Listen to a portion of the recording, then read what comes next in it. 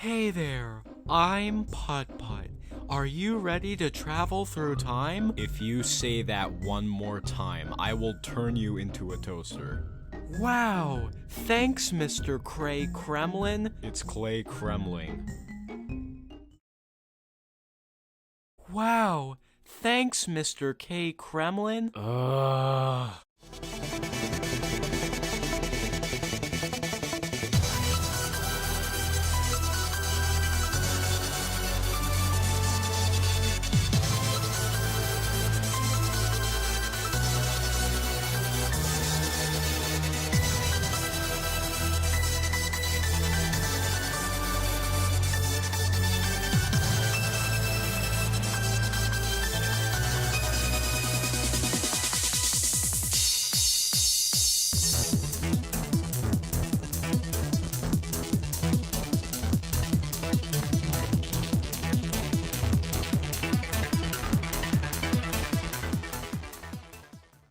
Salutations and welcome back, ladies and gentlemen.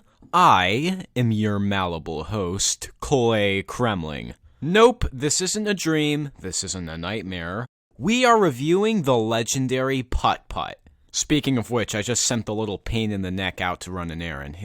Hopefully he won't be back for a bit. We have looked at plenty of games from my childhood so far, and if you've been along for the ride, you'd probably know that all these games are pretty damn old, because that's what we do here. But when we're talking about old games, especially from my childhood, you can't really go any older than this. Now, just hold on a second.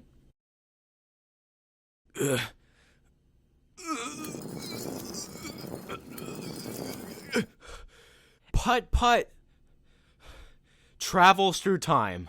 Yeah, it's one of those older games that comes in a box. You may or may not know who Putt Putt is, but to briefly sum him up, he was one of the leading mascots / franchises for Humongous Entertainment, a company that created fun games for children that also challenged your brain.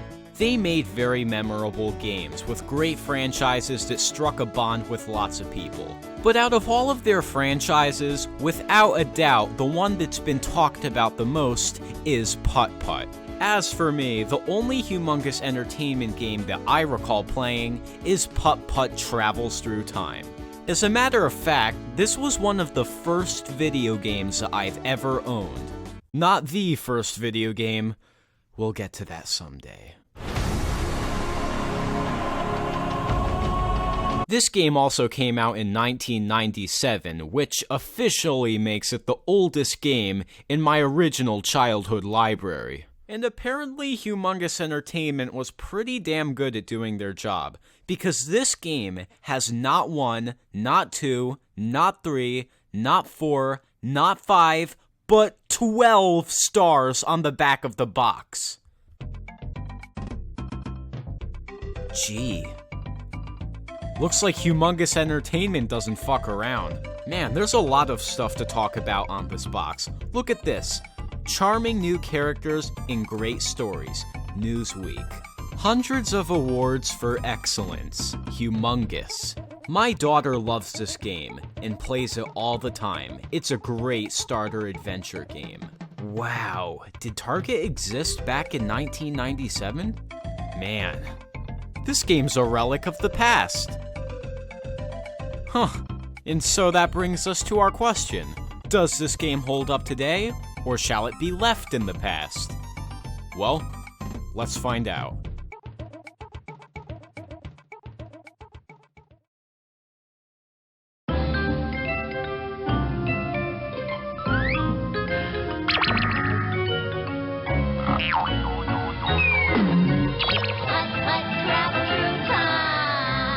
Oh, it's so sweet.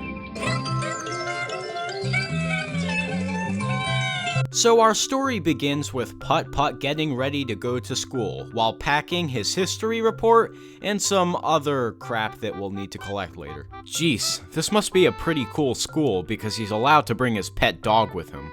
Alright, let's amscray. I can't wait to see Mr. Firebird. I forgot what he looks like. Hi, Hi, Mr. Firebird. Welcome, Putt Putt. Wait, that's Mr. Firebird? He looks like he got stepped on. Like, you know in the Brave Little Toaster, that scene where the cars get... Never mind. I may not remember Mr. Firebird looking like a smushed beetle, but I do remember that time machine. Oh, something bad's gonna happen, I just know it. I'm back. I got the frozen pizzas like you asked for. Ugh.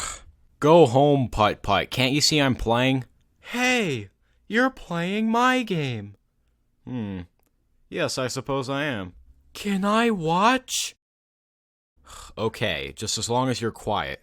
Gee, thanks, Mr. K. Please, don't say my name. Now, it just so happens that Putt Putt's friend, Mr. Firebird, invents time machines in his spare time. And Mr. Firebird, being the responsible adult that he is, tests this unpredictable contraption right in front of a kid. And as you could have guessed, accidents ensue. Holy goddamn! This shouldn't be happening! Oh, the humanity! And as you could have guessed, Putt Putt loses his things in time. And by some astounding logic, the portal also will not close until all of Putt Putt's things are returned. Well, guess the game has to start somewhere. Ooh, check out wisecracking Putt Putt. Heh. Now hold on to something because we have some time traveling to do. Wow! It's like a science fiction movie. Oh, I remember this place. Ah, so many adventures. And these guys. I certainly remember their faces, but I forgot what they do. Here.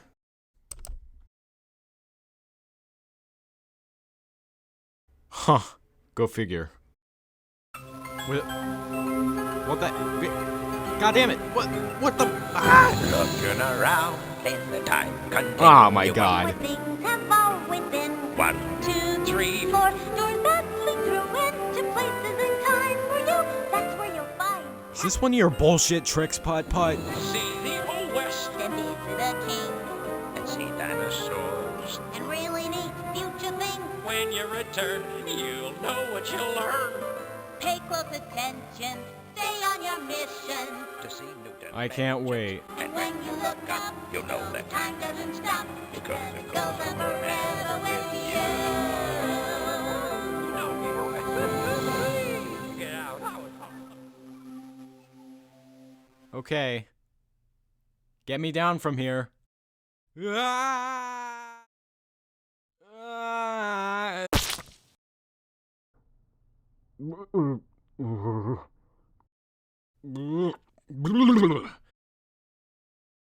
Oh god, don't look at me. Just play the gameplay. I remember I clicked on this like once or twice when I was a kid, and I never did again because I hated the song. But listening to it now, this song's actually kind of good.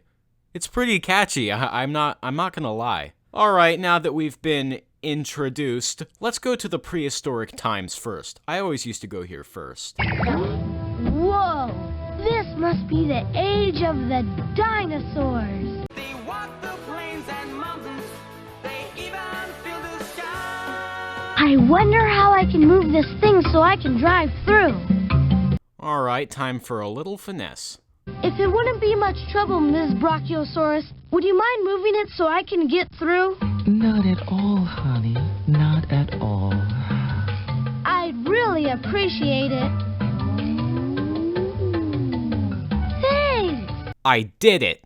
I saved the world. Also, how convenient is it that this part of the prehistoric times has roads for Putt Putt to drive on? What a paradox. Now, what makes this game stand out above the rest in terms of educational games is it isn't about numbers or letters. Come on, no kid wants to play a video game with numbers or letters. Numbers and letters aren't fun.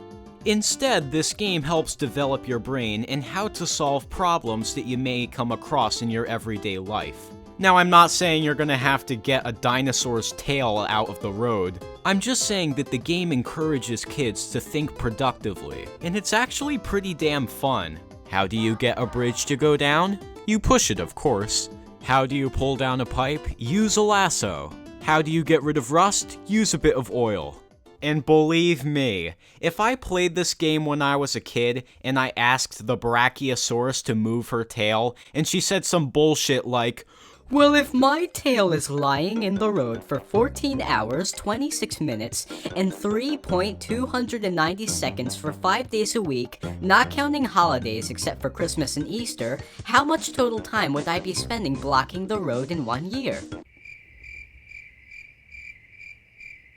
Well, before I go, I guess I'll take your weird round rock. Alright, I'll be on my way. What the? Another rock? Fine, I'll take this instead. So next I help this talking prehistoric wheel push down a bridge because I'm a kind, generous person. What the heck? Oh, so this was just here to distract me. Huh. So after I knock down the bridge, I look around to see if I can find any of the collectibles that Putt Putt lost or Pep. And, nah, I couldn't find anything. And I looked everywhere. I looked in the nest of these birds. I looked on in Apatosaurus's back. Now go a bit to the right.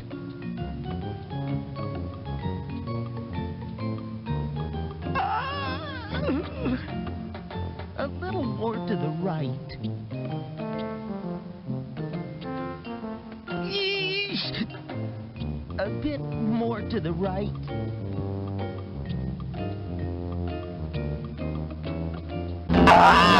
I checked in bushes, stone bowls, waterfalls, everywhere. I am a god. I'll make the fish come back. Yeah! Well, I did find a T-Rex. He's not gonna sing, is he? Oh, help! It's a vicious, strange something or other about to attack. I just know it. He reminds me of the Cowardly Lion from The Wizard of Oz. The only thing that you guys really do is play this rock game, and it takes like 15 seconds for him to move one rock. I played this game because I thought that it would get me near Pep or something, but no. So after playing this rock game for like 25 minutes, I gave up and left. This is impossible. There's nothing here. What am I supposed to do? Oh my god, would you look at the time? Okay, I'll be back in 6 hours, Putt Putt. Where are you going? I thought we were playing the game. Ah, sorry, the fellows and I have a banana heist to do at Big Ape City, so I'll be back in 6 hours. Don't touch my stuff. Bye.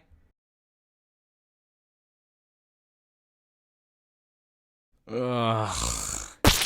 How did it go? Oh, it was a fiasco, as always. Okay, let's get back to the game now.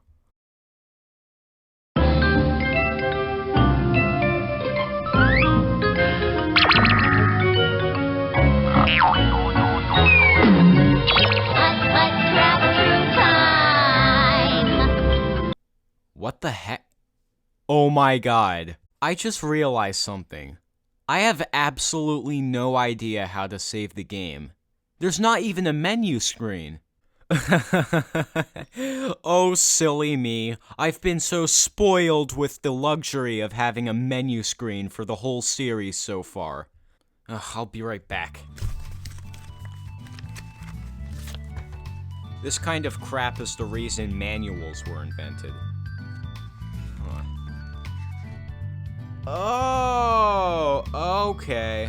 There's a load game system. Oh. Well, I didn't save the game before, so guess we have to do everything again. So I play through it again. Okay, that's... What? Why is it different? And it tricked me again. So yeah, it's the same thing What? Pep is here now? What? Something's not right here. How was he not here before, but he is now? Well then, looks like I've got myself pretty confused now, haven't I? Well, I also realized that I'm only on the first world. We've only barely scratched the surface, and there's still so much to talk about.